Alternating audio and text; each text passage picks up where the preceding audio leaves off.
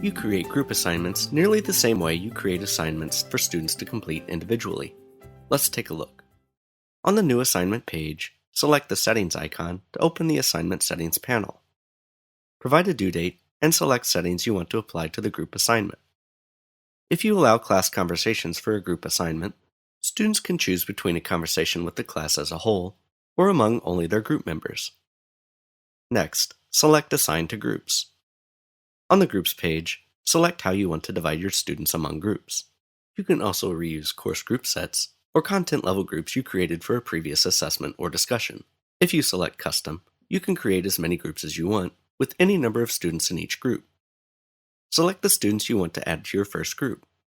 Then, open the menu next to one of their names and select Create a New Group.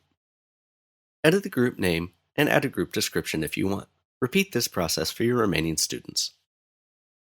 If you select Randomly Assign, students are randomly assigned to the number of groups you choose. In the Number of Groups menu, select how many groups you want to create. Students are equally assigned to the number of groups you choose. Again, you have the option to edit the group name and add a group description.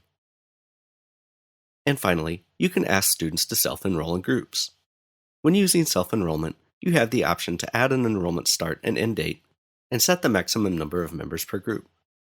You also have the option to add additional groups, edit the group names, and add group descriptions. When you ask students to self-enroll in groups, they see the group assignment on the course content page and a link to enroll. If you added an enrollment period, students can see this information. When the enrollment period ends, the system automatically enrolls the unassigned students. When you are finished creating your groups, select Save and continue creating the assignment.